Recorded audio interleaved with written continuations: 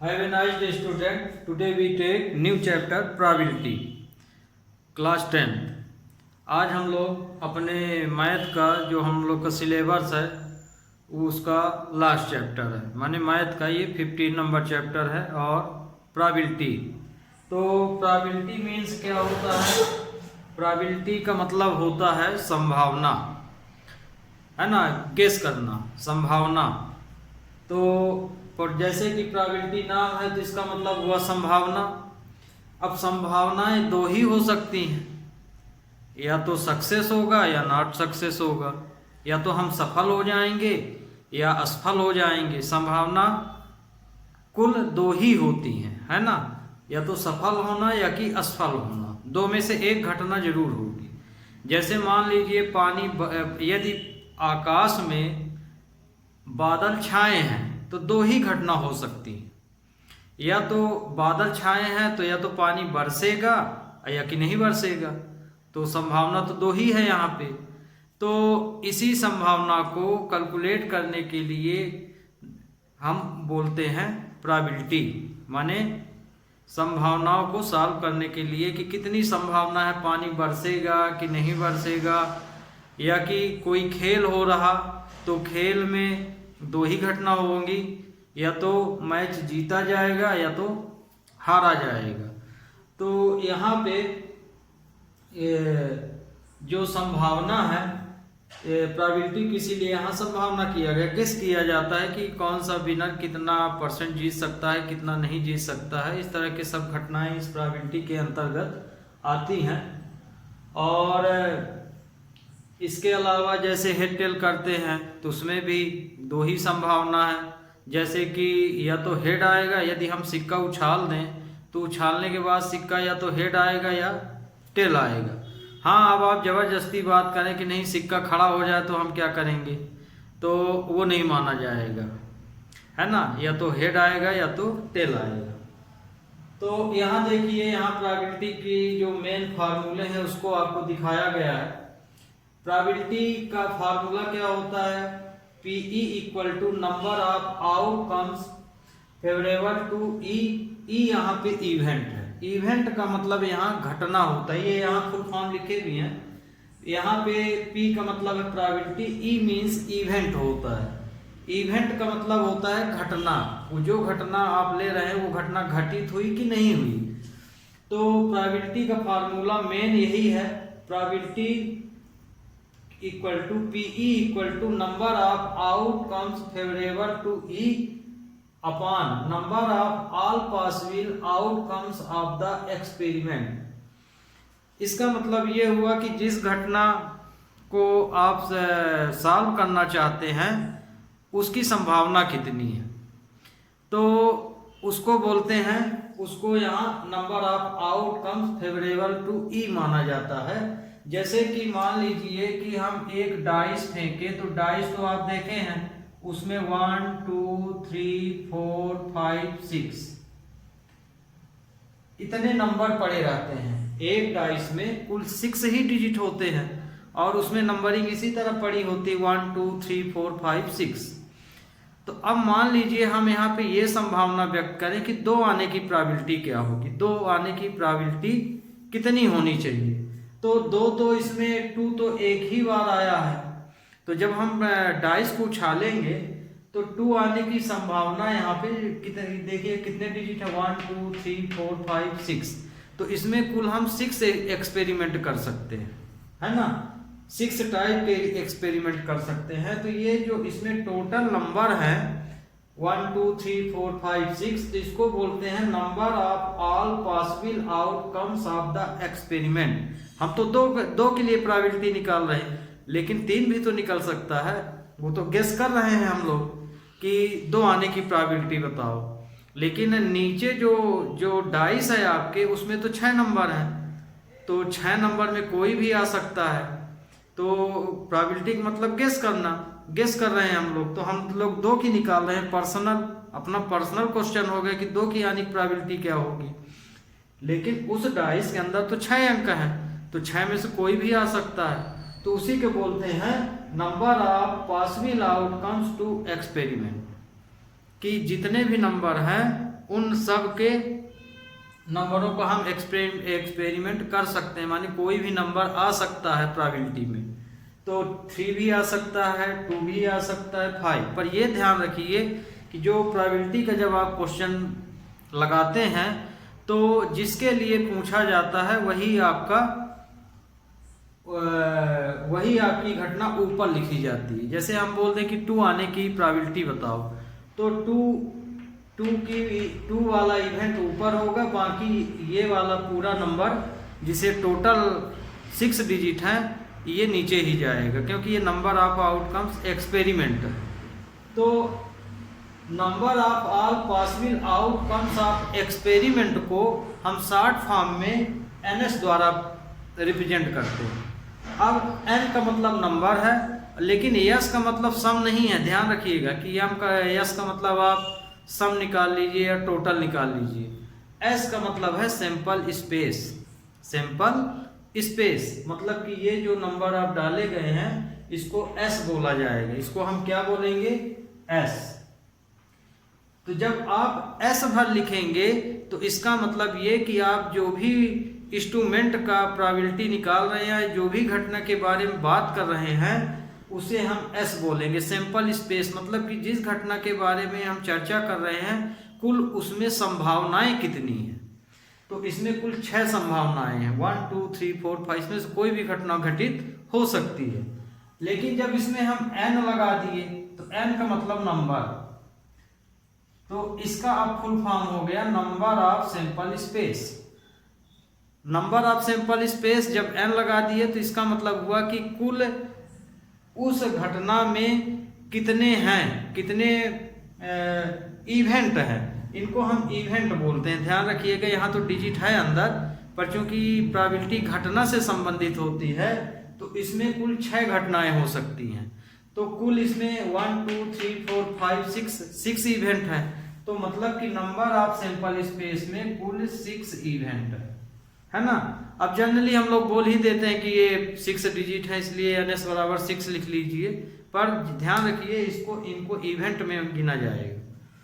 तो ये NS हो गया। तो sample number of sample space 6 है, मतलब कि जब NS लीजिए तो इसका टोटल यहाँ लिखिए इवेंट का।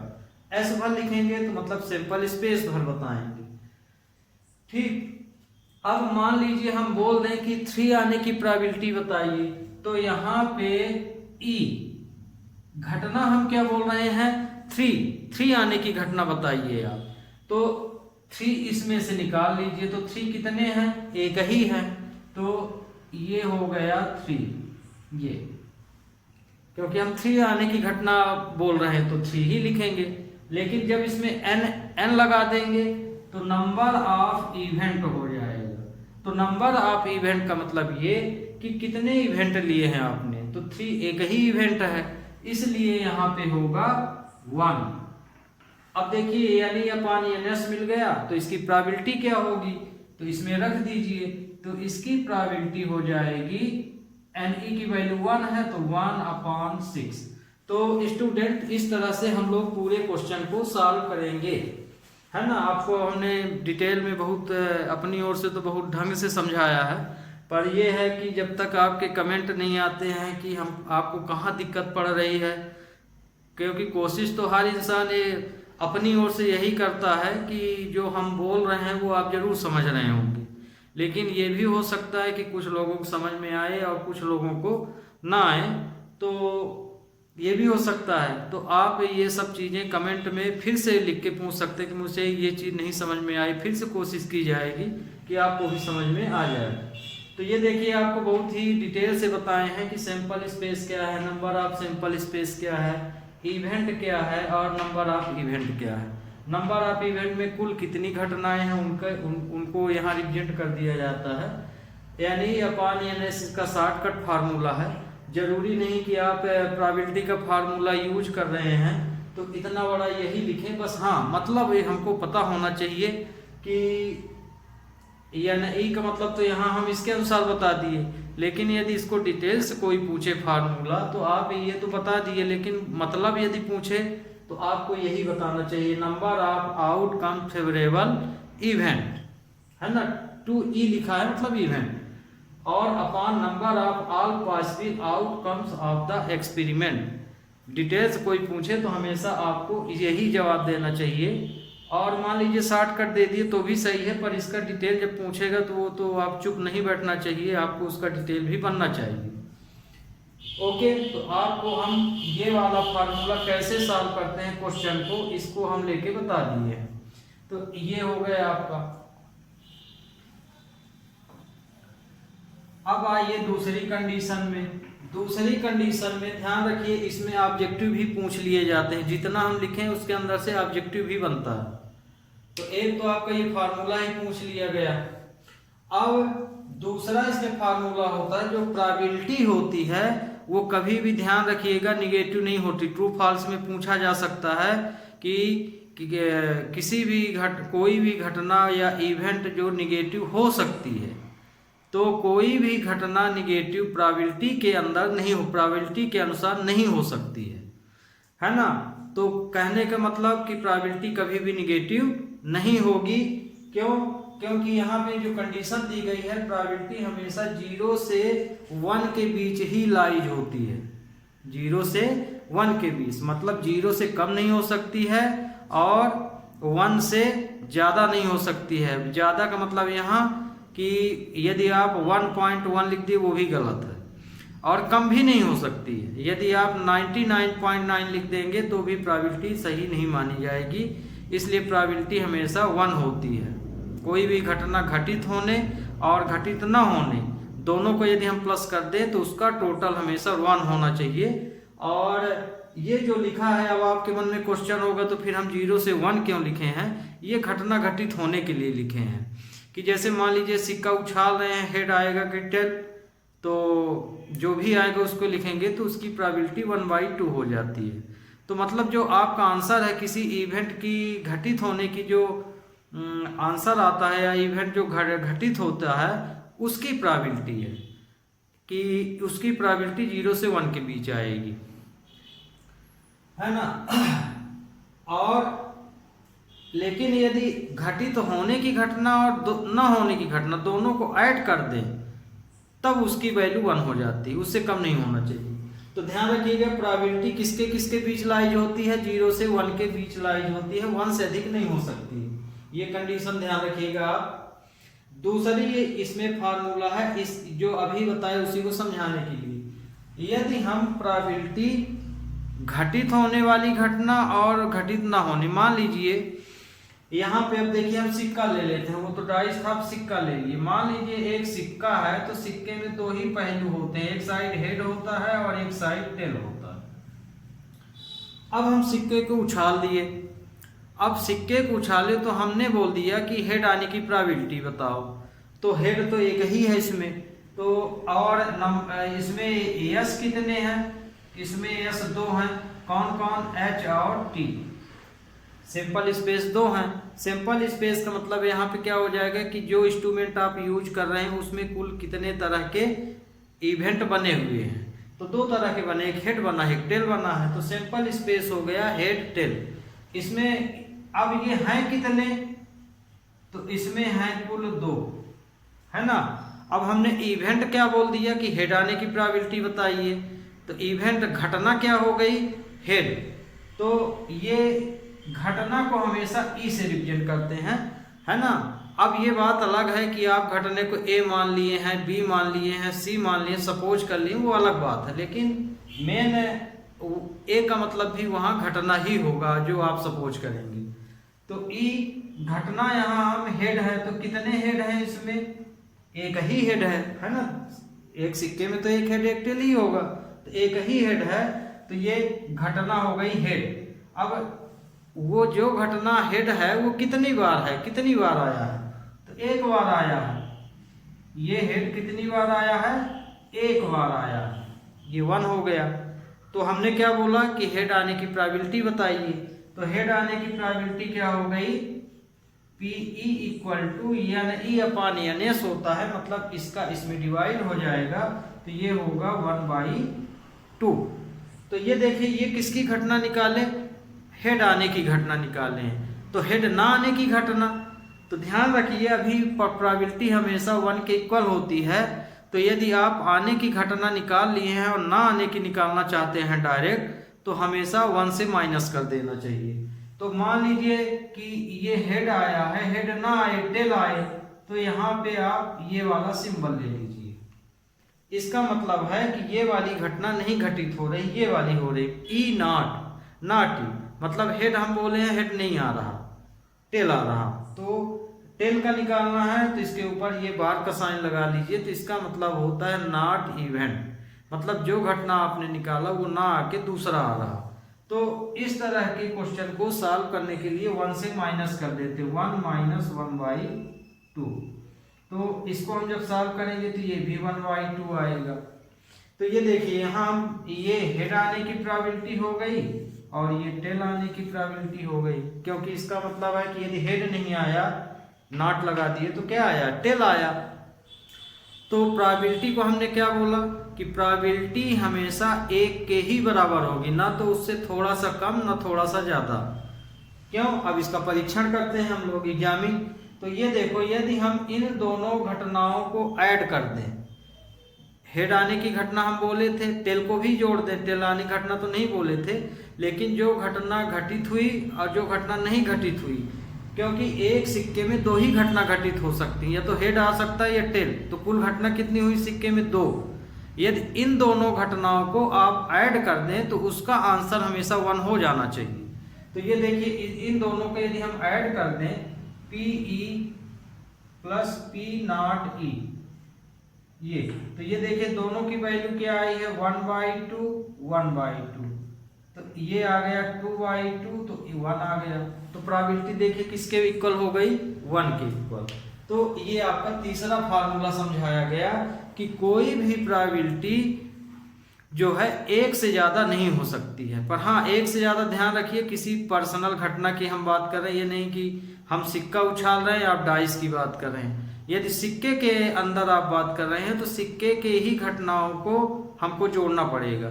तो सिक्के में हेड आने की जैसे बताए, तो टेल की भी निकाल लीजिए, दोनों को जोड़िए। तो जो घटना घटित हुई और जो घटना घटित नहीं हुई, दोनों को जब ऐड करेंगे तो उसका आंसर 1 हो जाएगा। तो ये हुआ, ये जैसे अभी हम आपको समझाया। तो किसी भी इवेंट में 2 ही पहलू होते हैं, और या तो घटित होगी या तो नहीं होगी। तो ये आपका हो गया PE प्लस P0E। इसको P0E पढ़ते हैं, यहाँ भी लिखा है, तो नॉट इवेंट इसको बोलते हैं। तो यहाँ पे P0E बोला जाएगा। अब यहाँ और इसको E और E के ऊपर जो बार का साइन है, तो ये नॉट को रिप्रेजेंट करता है। E and E bar are complementary event, और E यहाँ पे E और E एंड E बार क्या कहलाएगा, कॉम्प्लीमेंट्री इवेंट। कॉम्प्लीमेंट्री इवेंट का मतलब ये कि यदि ये आ रहा तो ये नहीं आएगा, ये आ रहा तो ये नहीं आएगा, एक दूसरे के पूरक है, एक दूसरे के पूरक है, इसको बोला जाता है। फिर यहाँ देखिए, अब हम आपको अभी तक बताए कि प्रोबेबिलिटी जो है 0 से 1 के बीच, माने कोई भी घटना घटित होगी वो 0 से 1 के बीच होगी, और यदि दोनों घटनाओं को जोड़ दें तो प्रोबेबिलिटी 1 के इक्वल हो जाएगी। अब इसमें चौथी भी घटना हो सकती है, वो है 0 वाली। 0 प्रोबेबिलिटी कब होगी, है ना? जैसे तो अभी तक आपको जितने भी एग्जाम्पल बताए, तो उसमें तो आपने सोचा होगा कि 0 फिर कैसे आएगा, जब कोई भी घटना घटित ही हो जाएगी तो 0 कैसे आएगा। 0 तब आएगा जब हम जबरदस्ती वाली बात करते हैं। जैसे मान लीजिए एक सिक्का उछाल दिए, अब हम लोग जबरदस्ती बोल रहे हैं कि नहीं, हेड टेल दोनों आए। कैसे संभव है हेड टेल दोनों आए? नहीं संभव है। तो जबरदस्ती वाली बात जब आप करेंगे कि नहीं दोनों ही घटनाएं एक साथ ही हों और वो संभव ना हो, तो उसे बोलते हैं इम्पॉसिबल इवेंट। तो इस तरह की घटनाओं का जो प्रोबेबिलिटी होती है वो हमेशा 0 होती है। जैसे एक सिक्के को हम उछाले और पेली वाली बात कर रहे हैं, जबरदस्ती वाली बात कर रहे हैं कि हेड और टेल दोनों आए, तो ये घटना इम्पॉसिबल घटना है और इसकी प्रोबेबिलिटी 0 आएगी। क्यों? क्योंकि हेड टेल एक साथ नहीं पड़ सकता। किसी एक सिक्के को जब उछाले तो उसी सिक्के से हम हेड टेल एक साथ नहीं पा सकते। तो इम्पॉसिबल इवेंट की जो प्रोबेबिलिटी है हमेशा 0 होती है।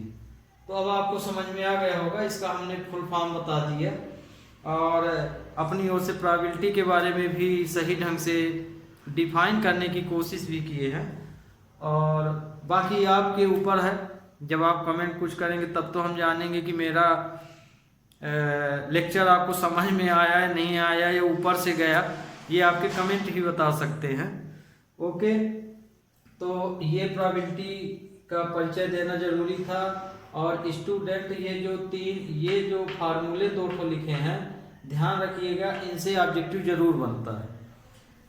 ठीक, तो अब यहाँ पे आज तो हम इसमें थोड़े एग्जाम्पल ही बताएंगे और एक्सरसाइज के फिल इन द ब्लैंक्स वगैरह भी शुरू के इम्पॉर्टेंट है, उनको भी आपको समझाएंगे।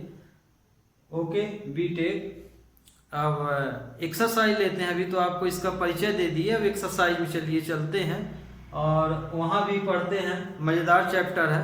Okay,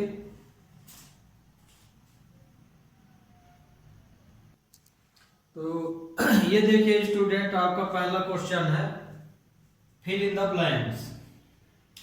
fill in the blanks आपको बताना जरूरी था क्योंकि ये बहुत ही बोर्ड के हिसाब से इम्पॉर्टेंट है और इसमें से एक फिल इन द ब्लैंक्स पूछा जाता है।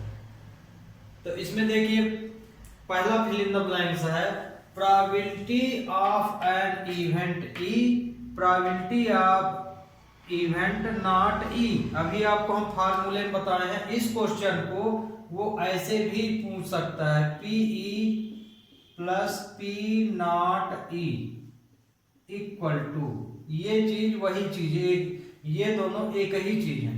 तो probability of event E plus probability of event not E, मतलब कि P E plus P not E, तो इसकी वैल्यू कितनी होती है? दोनों घटनाएं जो घटित हो ना हो, 3 घटनाओं का टोटल हमेशा क्या होता है? 1। क्या होता है? 1। तो इसका आंसर आएगा 1। Probability of an event E plus probability of event not E हमेशा 1 के इक्वल होंगे। फिर आते हैं सेकंड, तो मतलब कि इसमें 1, तो यही क्वेश्चन इस तरह से भी लिखा जा सकता है और इस तरह से भी। अब second fill in the blanks में देखिए, the probability of an event that can not happen is, ऐसी प्रोबेबिलिटी जो नहीं आ रही है, संभव नहीं है, या तो probability of an event that can not happen, जो प्रोबेबिलिटी नहीं आ रही, नहीं संभव है, वो क्या होती है? 0। क्या होती है? 0। तो यहाँ पे आप भरेंगे 0, ZERO, ये 0। सच एन इवेंट कॉल, तो ऐसी प्रोबेबिलिटी जो 0 हो उसको हम बोलते हैं, इस तरह की प्रोबेबिलिटी को हम, इस तरह की प्रोबेबिलिटी में किस तरह इवेंट होते हैं? इम्पॉसिबल इवेंट होते हैं। तो ऐसी प्रोबेबिलिटी जो 0 हो तो उस तरह के इवेंट को हम इम्पॉसिबल इवेंट बोलते हैं। तो 0 हो गया, can not happen is 0, such an event called impossible event. Impossible event, इसमें ये भरेंगे। ओके, फिर थर्ड में आ जाइए, the probability of an event that is certain to happen, ऐसी प्रोबेबिलिटी जो निकल रही, वो घटना घटित हो रही है ना, संभव है कि वो घटना घटित हो सकती है। तो उस तरह की घटना हैपन इज, यदि मान लीजिए कोई भी इवेंट है, उसकी घटना 1 आ रही है, तो वो कौन सा इवेंट माना जाएगा? Possible event. जैसे इसमें इम्पॉसिबल है तो ये पॉसिबल हो जाएगा, इसको आपके बुक में श्योर भी लिखा है और सर्टेन इवेंट भी लिखा है, 3 में से आप कोई भी भर सकते हैं। तो the probability an event that certain to happen, ऐसी प्रोबेबिलिटी जो घटित हो रही, घटित हो सकती है, तो वो होती है 1। क्या होती है? 1। अब such that an event is called, तो इस तरह के इवेंट को हम क्या बोलते हैं? Possible event.